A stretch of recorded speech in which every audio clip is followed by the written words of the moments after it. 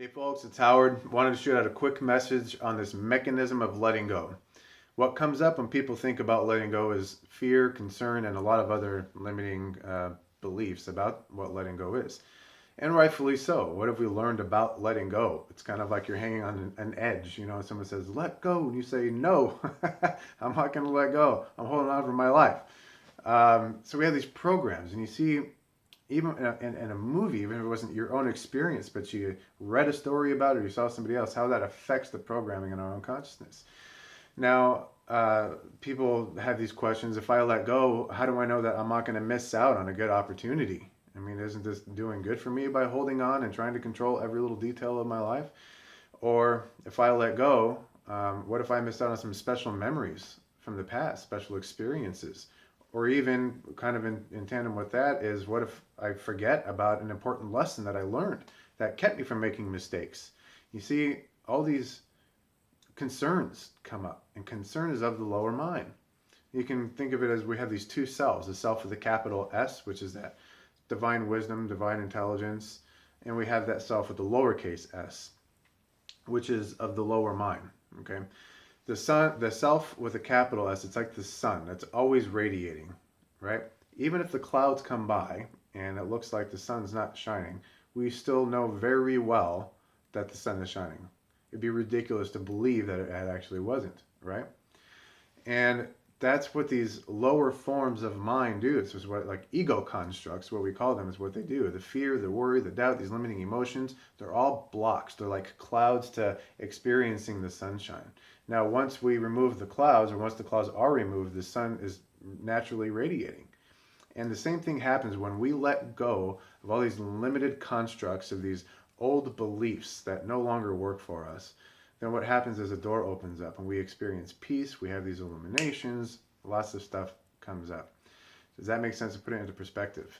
Another picture, because we tend to do well with pictures, it's almost as if you created this box and it's made out of steel and you welded it shut, but you left a little trap door in it. And you felt safe in this box. You felt, as long as I'm in here, you know, no one's going to find me. Nobody can hurt me. It's your safe zone, your comfort zone. And anytime you need the oxygen, all you need to do is just flip up that little hatch and air is just going to come flooding in. You knew that for certain. That's how divine wisdom works.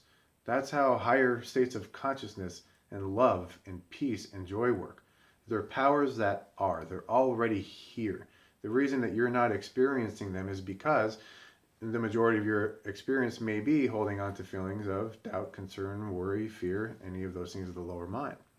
Now, anytime you put them aside and you're distracted for a second, you know, let's say that you watch a laughing baby on TV and they're giggling, you know, and it makes you laugh. In that moment, there's no fear. There's just the presence of innocence and joy, right?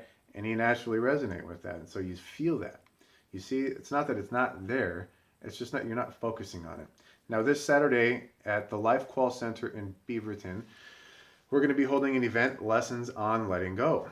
And we're going to talk about these different states of consciousness, the lower levels, and how they block our experiences from achieving higher states of consciousness. And we'll go into some detail about these higher states as well. I'm going to give some steps on how to let go. We're going to go through some topics on the power of surrender and forgiveness, what forgiveness is. And I know that's scary for a lot of people too. But I guarantee you will have a different perspective at the end of this event. If you're not in the Oregon area, in the Beaverton, Portland area, you can register online. I will have some information probably down below or somewhere around this video. Just click on the link, RSVP. It's limited to 100 guests, so the first 100 people who sign on will have a seat, and anybody else who shows up in person.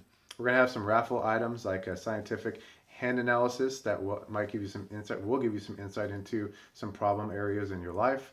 We have a distant Reiki session that we're going to be donating, and I believe even a 1-hour massage from the St. Helens area. So if you're local, you'll be treated to a 1-hour massage.